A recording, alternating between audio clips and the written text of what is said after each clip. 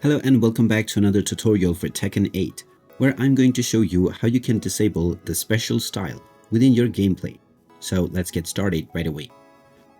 First of all, open up the Tekken 8 game on your PC and start playing any mode that you wish. Now, while you are playing your game, if you have enabled special style within your options, then even while playing the game, you can simply tap on the O button, which is the default key for special style on the PC. Once you tap on the O button, the special style will be disabled. And if you wish to re-enable it within your gameplay, you can press the O button at any time, and this will once again enable special style.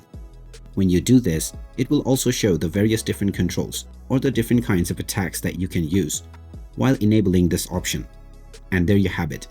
That is how you can enable or disable special style on your Tekken 8 gameplay. If you find this video helpful, don't forget to hit that like button and subscribe to our channel for more useful tips and tutorials.